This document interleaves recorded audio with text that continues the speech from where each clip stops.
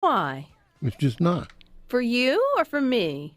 Oh, wait, it could be for you. Right. Not for me. Do you want us to wallow in your sorrows with you? No, I'm good. No, you're good. You should be, because it's what here today on SuperTalk? It's a day of gratitude. Right. So we turn that frown right upside down. Tell us something you're grateful for, Perez. That this program is the last program I have today. And that once this is done, I can go home. Home? Okay. Well, SuperTalk, going a little deeper with our gratitude than that today. Hopefully that's surface level. Now, if you could figure out how I can have vittles when I get home. Well, you can stop by one of our local greats and pick you up something yummy to eat, if that will make your frown turn upside down. There you go. But SuperTalk today, all day from 6 a.m. to 6 p.m., we are celebrating a day of gratitude, and there is something to be grateful for wherever you are. As we're looking back over the last year, man, how our lives have changed. This time last year, we were talking about a day of hope because that's what we needed most. The world was completely different. Many of us never thought we would make it to this day in terms of seeing a little bit light at the end of the tunnel. What you doing over there, Perez? I'm telling you, my life didn't change. I do the same thing now I did last March. Well, that's sad. That's just, well, you need hope and gratitude all wrapped in one. You're making this very hard for me this morning. But you are grateful for the fact that you are fully vaccinated. I am indeed. So you can go get your vittles and stop by and do your things, or welcome in our great guest here without any sort of, well, I don't use the F word, but fear would be the one that I was thinking of. Boy, I thought, well, I guess I better lean over here and get that button. You've known me for how many years, Perez, and you've never had to use that button. Knock on wood. It is April's Fool's Day, so maybe that was your little bit of a prank for today.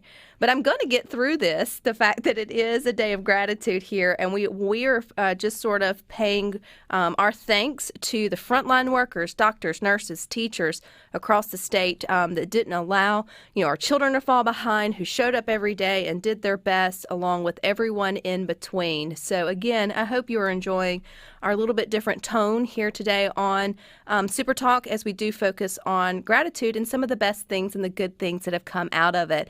And that brings me to my guest who's joining me here, Miss MeKael Black. She is a wife, a mother, but she's also a children's book author, and she's up to some pretty darn good things. So welcome. Thank you. Thank you for having me. All right, let's kick it off with the fact that we are celebrating gratitude today. I'm going to get you come a little bit closer. And let's go back to a year. I mean, I don't know your family personally, but I feel like I do from reading your children's book, or at least getting the spirit of it and following you online. A year ago, as a mom, a working mom, and then a homeschooling mom, what was life like? Wow. It was like a total, shock, having the kids home every day, being confined to your home, having to be creative, entertaining two small children, because of the pandemic, not being able to go to school. So it was kind of, I always kind of wanted to homeschool, but then I really got my opportunity, and I was like, okay, I got to fill these hours up with, school activities. So it was a little bit of a shock, but it was good because I had my whole family there, and we just, got closer, entertaining each other and spending time with each other. You mentioned two children. What are their ages, MeKael? I have Asa, he's 10 years old, and Aisha, she's 6. She's 6, so 10 and 6. Oh, yeah, yes. They're still in that need to be entertained every hour and all the snacks. Yes, all the snacks, eating everything in the house. So, yeah, I use the grocery pickup and delivery a lot. A lot. You bring up a good point, just as there's so many of us moms who work who think, man, I wish things were different, or said at one point, wish things were different, so maybe I could homeschool or maybe do something different, particularly if your kids are younger and they're in the daycare setting. You think, oh, how nice would it be to not miss this time with them? And then God gave you that time with them. Yes, it's like, you know, and no judgment on where families found themselves a year ago, whether it was a natural fit and you flowed right through it and you were helping others with scheduling and snack ideas and all the things. But then also I feel you if it was rough because we weren't conditioned to be those type of parents yet, right? We were thrown into that and then still expected to keep up with our at-home work and all the things. So I do feel, though, the beginning was really tough, but then I felt like there was a shift where, you know, moms just sort of rose to the occasion and dads started pitching in different ways, and families really tried to figure out, you know, how to best wade, you know, the storm that they found themselves in. I've always liked the expression that we were all in the same storm because we were all in this pandemic, but that we were all in different boats. Right. Because not every family unit looks the same, not every support system is the same, or working scenario is the same. But what is the same is we're a year out and we have so much to be, you know, thankful for. Right. So looking back now where you sit today, published author, another book on the way, kids back in school. Yes. I'm setting you up for all the things you're grateful for. But you tell us, MeKael, what do you find yourself grateful for now? Right. I'm thankful for the time I did have to spend with my family, because during that time we did get some things accomplished. We were able to spend that quality time together. We even got, you know, housework done, got the garage cleaned out. We just spent that time. I'm thankful for us being safe and healthy throughout this time. And then God just giving me the opportunity to publish this book during a pandemic, and at the same time helping the community as well, helping children get access to books during a pandemic. So that was a blessing for me. So when did the seed of inspiration for What Will A-Tal Play Today be planted in you? Well, it was October, I think it was around the 9th. That's like on a Friday, Saturday. It was around 4 o'clock in the morning. I was sleeping. My whole family was sleeping. And my daughter, she woke up. She was having some issues with her nose. She was, you know, and I was like, go check on her. So he went and checked on her. She went back to sleep. He went back to sleep, but I couldn't go back to sleep. So I'm laying in the bed like, Lord, I'm ready to go back to sleep. I'm sleepy. I couldn't go back to sleep, so I took out my phone. You know, they say if you start reading the scriptures, you're going to get sleepy. So I started reading, and I still couldn't go back to sleep. So I put the phone down. I just lay in the bed, and I was like, Lord, it's 4 o'clock. I'm sleepy. I want to go to bed. My alarm's probably fixing to go off in about an hour or two anyway. Yeah, exactly. So I just started laying there, and before I knew it, I just started hearing these words. So I grabbed my phone, and I just started typing the words that I hear. And before I knew it, it was daylight. My kids woke up, my husband woke up, and they was like, you still up? I was like, yeah, I done wrote like 3 stories. And they was like, what? So I read the stories to them, and my son was like, Mom, you gotta write this book. And my husband said, yeah, make this into a book. And so that's how it happened. It wasn't like I set out to write it. Oh, I want to write a children's book. It just happened that way. It just happened that way. Okay, so let's back up just a little bit because, I mean, one, we can all resonate with you, MeKael, where we've had sleepless nights, our children have, or our husbands, have disrupted our sleep, or just a little bit of bouts of insomnia. Things go through our head. Right. Not everyone comes out on the other end, having typed out sort of a story. So are there any backgrounds of writing? I mean, did you write as a kid or do you journal? I mean, have there been short stories or in your head before, or was this just completely, Okay. Right. Well, you know what? I actually have probably about 5 or 6 journals around the house. And I'll start like day 1, 2, 3, and 4, and I'm fine. After that, I'll fall off. And you always start a new journal, don't you? Yeah, that is the best part. Journal. You get a new journal. You can't, if you've already written 1 or 2 pages in the pretty one, you can't rip those out. You have to get a new book to start your new. That's so funny. Exactly. So, but I do every year. I would create a book for my children. In the book is pictures, like what they've done that past year, and on each page I'll write out different things. But that's as close as I came as being a writer. Is putting those books together for them every year. And they love going back and looking at their pictures from the previous year and reading what I have to say, because I'll write a message on each page to them, about them or about what they were doing on that particular day. Do you remember the night? Do you remember like a date or the time of year that you had your, vision for the book? It was October 10th. So it was like the Friday night, but it was the Saturday morning. Oh, so is this during the pandemic? It was during the pandemic. Okay. And my son in his A-Tal, what would A-Tal play today? My son, and when after I wrote it and I read it, and I was like, this is all about my son, like in real life. This is how he is, And it was like God just. So it had to be in me, right? Right. It had to be in me. It's like things that they do, how they, their everyday life. And it just came out in words. Okay, so this is so cool to me because now you have this excitement, which I feel like we can all also sort of connect with when we have this great idea, even if it's for a book or a painting or a project or a side business or whatever it may be. And it's like a sparkler, right? You light it and it's real exciting. And then for most of us, it fizzles out, and we lose that sort of momentum. Right. But you kept the momentum, MeKael, because now you've got a second book on the way, which we'll definitely get to later. So you got before breakfast, I feel like you got affirmation not only from your family, but then also from yourself. What'd you do next? Well, you know what? Even after they told me, Mom, write the book, MeKael, write the book, I still was like, I don't know. I've never written anything like this before. It'd be different if I was a writer, So I was kind of doubting myself. Honestly, I was doubting myself. So I called a friend. It came to me to call a friend. His name is Dwight Owens. He's a motivational speaker, and he published a book about his story. So I called him up, and I was like, look, I got all these stories, in one night, and my children telling me to write the book, my husband telling me to write the book, but I don't know.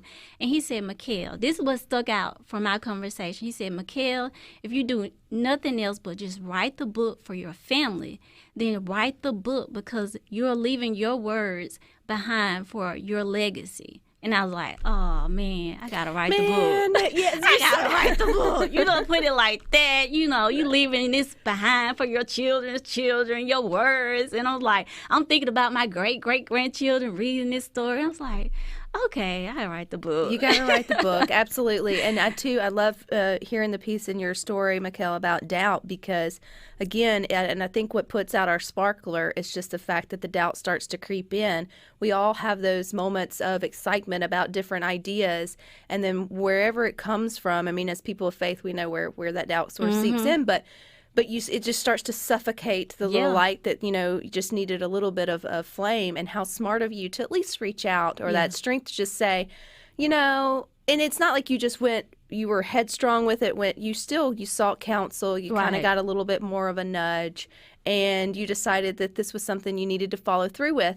And that is something I wish more people would have the gumption to do is, you've had great success with this book already, and I'm sure it's many more to come, but even if you didn't, you looked at the accomplishment of just doing it for your family was going to be enough. Exactly. And I think sometimes we overlook that can be meaningful. Exactly. Even if it's not a New York Times million copies sold sort of seller, or if you just do it for yourself. Right. That it can still provide that meaning for you. Right. All right. So now you got confirmation. You still got to write it. I still gotta put it on, what I did, I put in the Word document. I transferred it from my phone to the Word document, and I started researching. I got on Google. I was like, Lord, you got to guide me through this because I have no idea. So I started researching, how to find an editor, how to find an illustrator. And I found this one particular author that my daughter, she actually likes reading this particular author's work. And she did a blog on, how to get started with publishing your book. And she had a link to a site where you can find illustrators, editors. And so I went to that link, and it was tons of illustrators, tons of editors. So I went through it and I researched them all until I found some, the editor that I was comfortable with and the illustrator that I was comfortable with. So I found the editor. I reached out to her first before I contacted the illustrator. And she took on my project and read it, edited it, and so I got the edited work. So now I got to find the illustrator. So I went through the same process, and I found the illustrator to Which illustrate I think it. for a children's book, unlike other sort of works of at least written work, your editor, no matter what written work is out there, is super important. Because, Right. man, them commas, you just don't know Right. where they're supposed to So I don't know where they're supposed to go, but it makes sense when you put it there. Right. But the illustrator for a children's book, because so many kids, they read with their eyes first. Exactly. And even if they're not reading, you then offer the same book to different level readers, because if the illustrator, so that would sweat me out, because I could write the book, Right. but you talking about draw the book, Right. I mean, that's a whole nother level. So what was it like interviewing or sort of finding, and I mean, when did you know when that relationship was right with an illustrator? Because it's in your head, Right. And so you have to translate that to someone to put it into paper. Yeah, and to go back to your editor comment, when I got the paperback, it was red marks all over the place. Comma here, nope. Comma here, nope. So, but it was funny to see. Okay, I'm glad I did this. Oh, heck yeah. Yeah, but the illustrator, I had narrowed it down to 2, but this I was just drawn to Yenshuka. That's how you say his name, Yenshuka. Glad you're saying it. Have you practiced that? I practiced But that he a has lot. to know that. I was like, send me how to pronounce your name. But I saw his work and I read through all the reviews. I literally read all his reviews. And I was like, I think I'm going to go with him. So I emailed him. Before I sent him the project, I emailed him. And he said, send me your storyboard, madam. And I was like, madam. And I said, okay. And then I was like, what's a storyboard? I was like, I don't know, Lord, what's a storyboard? I didn't know what it was. So yeah. This is a continued conversation with MeKael Black in her journey to being an author. What will A-Tal play today, and more with her coming up next. Some of the good that has come out of these trying times. So make sure you stay tuned right here to SuperTalk Jackson, because you're going to hear some good stories all day long. And we're going to continue with this great story with author MeKael Black. She is a wife, a mother. She's a children's book author. She literally couldn't sleep one night. Decided to just take the stories that were coming into her mind, her dreary mind, write them on a phone, and then started to sort of seek counsel. What should she do next? And now, that was October 10th of 2020. Right. We're now April of 2021. Man, this happened fast. It happened fast. And the guy I told you I called Dwight, he was like, MeKael, you're moving fast. And I was like, if I sit on it, it might not get done, so I better do it while it's on me. So, yeah, I didn't waste any time. Okay, so it's one thing to have a story. You got your editor back. You're finding your illustrator. Before we bop into that, let's talk about the title. How did you come up with the title of the book? Because that's always the big, what am I going to do with that? Yes. That was interesting, because I did have I was like, I didn't know a title. I didn't have a title. And so I was thinking, what is he doing in this book? It's about A-Tal, and it's about him playing, and I had already written out 3 stories, right? So I knew it was going to be a series. So at first I was thinking just call him A-Tal, and I was like, no, that's not good for a series. So what would A-Tal play today? Because each book would be a different play day experience. And how does that translate to A-Tal in your own life? Because you said this is my son. Right. So what's the little boy's, character, literal physical character at home? He wakes up very early. He is the alarm clock for everyone. And he wakes up with the sun, or sometimes before it's still dark outside and you up. Go to bed, go to sleep. But he's up early. He once he gets up, he gets something to eat, and then he's ready to play. He's trying to go outside at 8 o'clock. I'm like, dude, no one's up in the neighborhood. Go back to sleep. But he likes to play. He just loves to play. And this is what the character's about. He loves to play. He will come up with his own games. We live in a wooded area. He tries to go hiking in the woods. Football, basketball, soccer. We have all those sports His equipment imagination at home. runs Yes. totally wild, Yes. which I think What Will A-Tal Play Today is a great book for just kids right now who maybe were stuck at home so much this past year, or maybe just without the steady structure or schedules, they lost their footing on how to use their imagination. So I think this too is just perfect timing for families to reintroduce our kids to this idea that just get outside and just let your imagination, sort of run wild. Exactly. Which I can only imagine your imagination was running wild going back to finding your illustrator. And he was like, madam, I love it. I need to meet him. This is great. Madam, send me your storyboard. Which, please don't miss this part of MeKael's story, is the fact that you didn't tuck your tail and say, I don't know what that is. Like, you said, okay. And then I'm going to guess that you probably went back to Googling, what is a storyboard? That's exactly what I did. And so for us who may not know what that is, what is it? A storyboard is where you write out your thoughts, what exactly you want to see on that particular page. So you can sketch it out, draw it out, and then put in details in words. If you can't sketch it out or draw it out, detail it in words. Describe it in detail exactly what you want to see, because it's your story. He doesn't know what you're trying to relay in this. He can't just guess what you want to see on the page. Mm-hmm. So you have to relay that to him. So that's what I found from Google. And I went and I was like, okay, Lord, I don't know how to draw, I don't know how to do this. And so I found different types of software that would do it for you, but you had to pay a fee. And I was like, I don't want to pay for this. And so I have a little background in some, how to utilize different types of software. And I had some software on my computer. So I took some pictures and clip art and I put it on each page and detailed it in words. And so when your illustrator got it back, because that goes back to just me thinking through myself in your shoes, MeKael, would be, will they get it? Will they relay it the way I wanted it to? Because really, again, a good children's book, you can take the words out and you can at least create a story around the pages, mm-hmm. right? I mean, that would be what you would want. Right. Excuse me. So were you nervous, like pins and needles? I was nervous. And then he replied, Madam, your storyboard is professional. I was like, what? It's professional? Yes, thank you, sir. Thank you. And so I said, thank you. I was inside. I was like, yes. It's awesome. But he took it and he did a great job with it. Yeah. You can read it through. Yeah. So I'm curious, your son is the main character of What Will A-Tal Play Today. When he saw himself as a character, I mean, it's always, as parents, our children, they draw us all the time. It's one of the first thing, and you're just like, oh, okay. Mom's pretty dumpy and short today, or, whatever it may be. Right.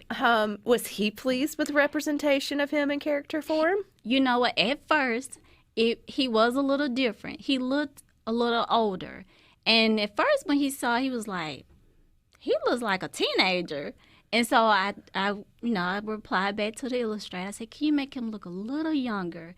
And so the second take at it, he loved it. He was like, Mama, that looks just like me. That's awesome. And so I was like, great. If it looks like him to him, then it'll relate to other little boys, that, I could say he looks like me. Mm-hmm. And that's what I've been hearing from parents or little boys. He looks like me. Well, let's fast forward to that, because you got it published. When was the first time you had your finished?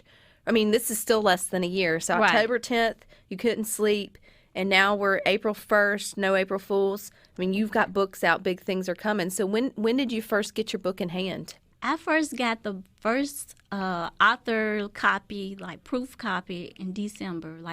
Yes, like December 4th.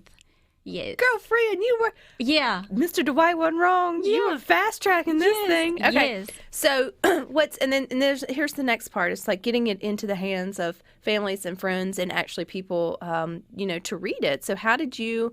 did you have a plan for distribution? Did you have a few tricks up your sleeve? Or is this just still like, because I feel like this is God's hand on this book from very beginning to now. So what happened next? Well, I did. I wrote out, I had a plan written out on paper, who did I want to, get in touch with, how I wanted to do it.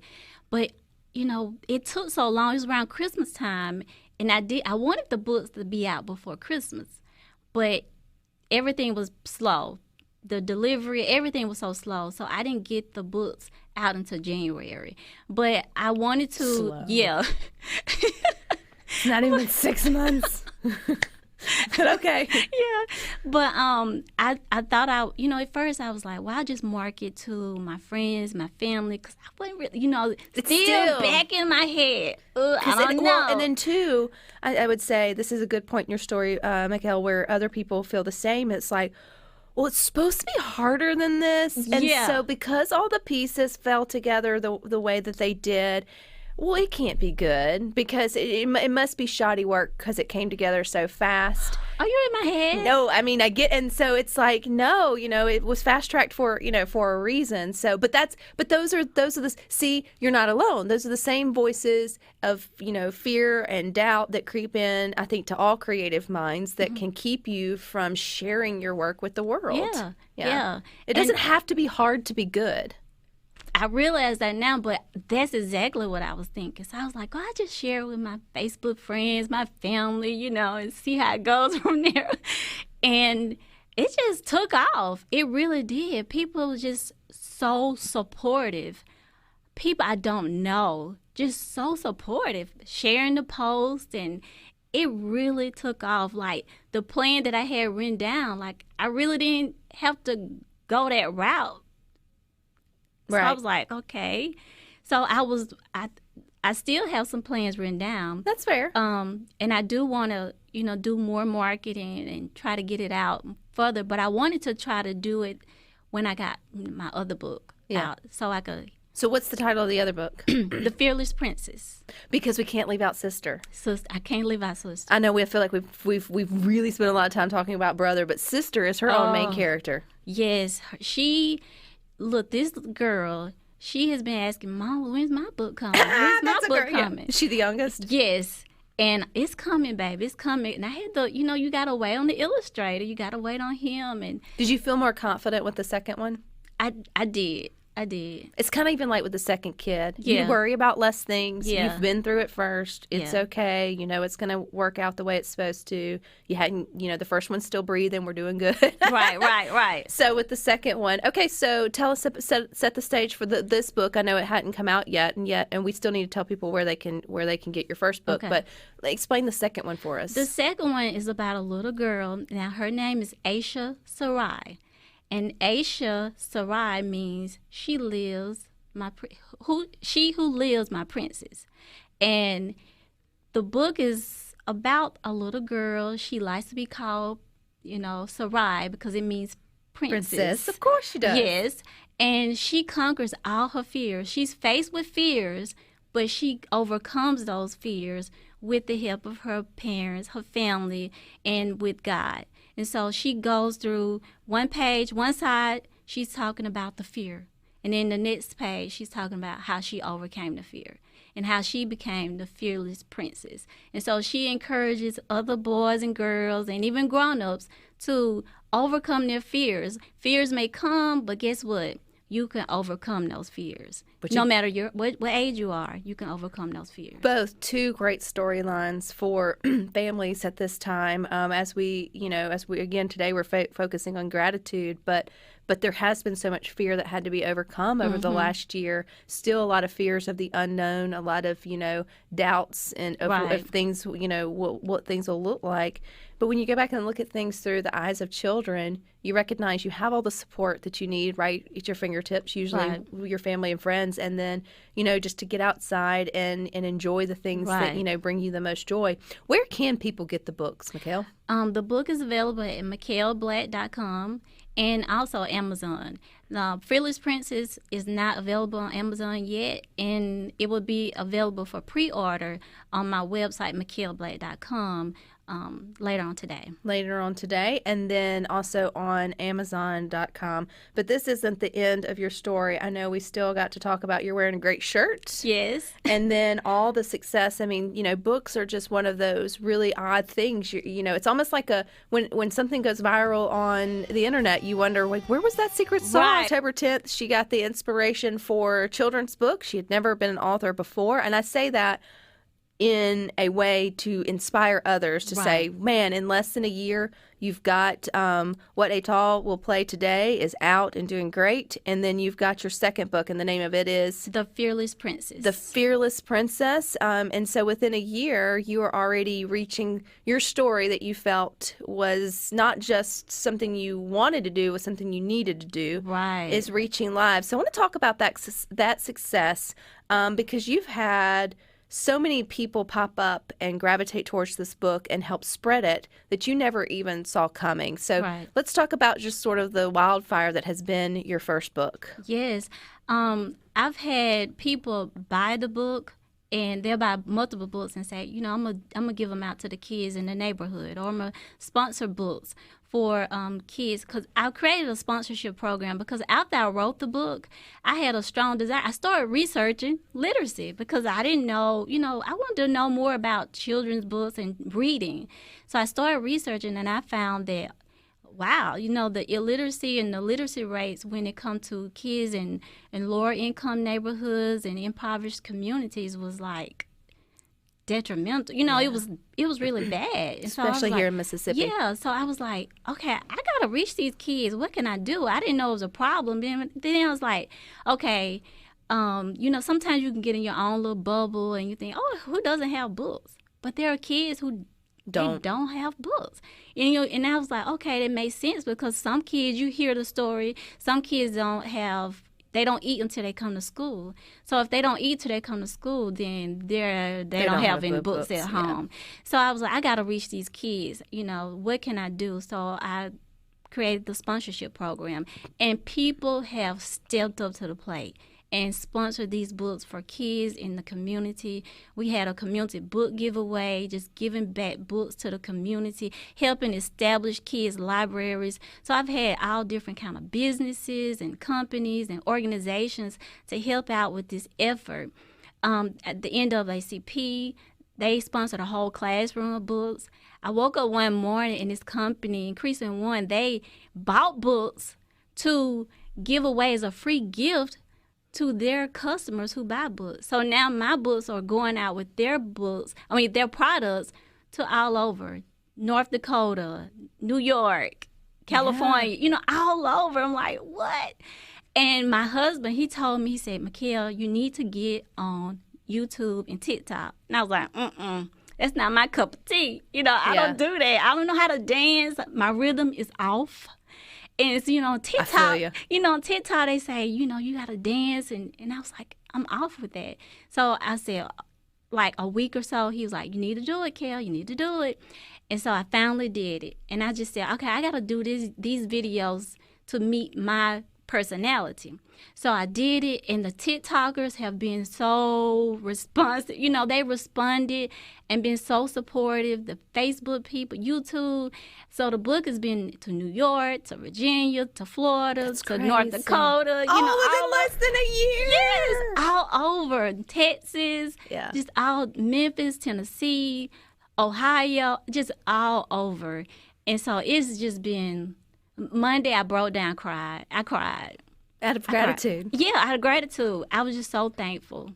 That's when you know, again, I mean, your humility comes through, MeKael, where it's like you know, we're also coming up on Easter where you just heard a word and you just went with it with no expectations other than to finishing this project for your family. Mm-hmm. And then really you just, you know, laid it out as a service or servitude. And then that's when you get authentic success, and God can do greater than you ever, you know, dared to think or dream with what you put out there in the world. And so for me, I am 100% inspired just by your story and your willingness to just put yourself out there one step in front of the other.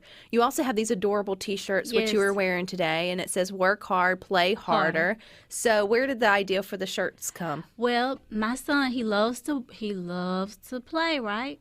So I say, look, I'm always telling him, you got to do your homework first. You got to make good grades at school. So if you work hard, then you can play harder. Because I will literally have to go get him to bring him outside. So that's where it came from. You work hard, then you could play harder. And just like in business. If you work hard, you can play hard. You can go on trips, travel. And in life, I want to go back to the sponsorship program, MeKael, because if there's someone that's listening and maybe they have a business or a church or, work with kids or teachers or whatever it may be, how does that work? Well, what they would do, they would email me. I have a sponsorship link on my website, and they would email me, and I would reach out to them, and I would give them a letter and explain the program in detail, reach out to them, explain it in detail. They can choose to sponsor one book or a whole classroom, because these books are going right to the kids in the community to help build up their home library, because a home library is very important when it comes to increasing academic success, improving test scores, improving just your comprehension in writing.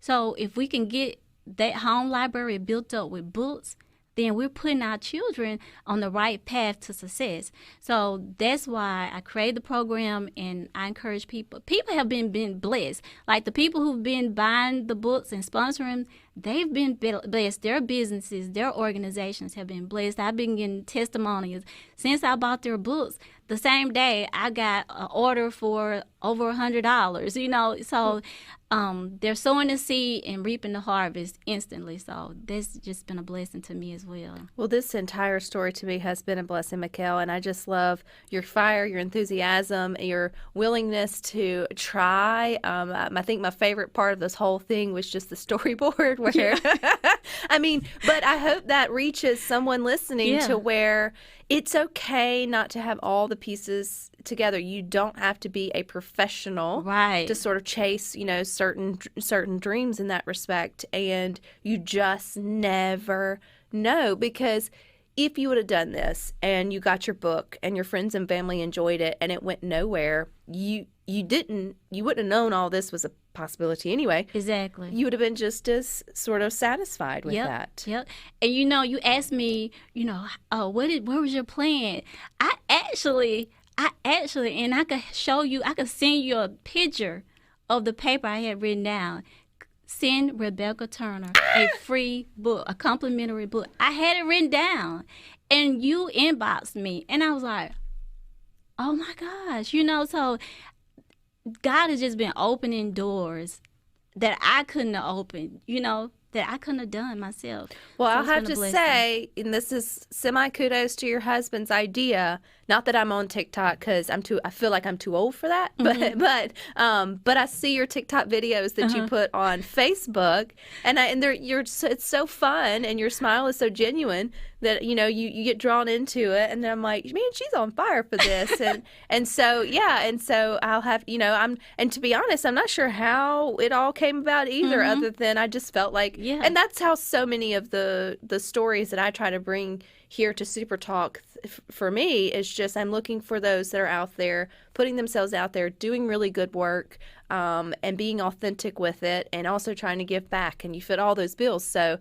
your story deserves to be be shared as well as inspired. All right. So summer's coming up. If we want summer reading, if we want to just bless, a school or a daycare or a Bible, a VBS or whatever it may be. Let's go back to where's your website? Where can we find you on all the platforms? It's MeKaelBlack.com, MEKAEL Black, BLACK.com. My Facebook is MeKael Black, and my Instagram is MeKael Black, and my TikTok is author MeKael Black. So I know I'm on YouTube as well. What does it feel like to be author MeKael Black? I know, it's like surreal, like really, like okay. And so, you know what? My neighbor, my kids were selling fundraiser tickets, right? And so they asked if they can go sell in the neighborhood. I said, yeah. And so they took some books, too. They took like 3 books. And they went to my neighbor, and she bought the book, and she emailed me, and she said, this is a great book. I love it. I'm going to give it to my grandchildren. And I said, oh, thank you so much, because I wasn't sure how people will receive it, and because I'm not a writer. And then right when I said that, when I typed it, the Lord said, stop saying that. Yeah, you are now. You are now. Stop saying that. I was like, okay. You are together. a published author, but you're still a mom. You're Yeah. still a wife. Yeah. You're still a servant, and you're figuring it all out. Yeah. And it's not even been a year. I go back to that. So I can't wait to see where your journey takes you. And you're welcome back here at any time, MeKael, to Thank share you. all the next characters and everything that's good is happening in your life. This is a wonderful way to round up this show and move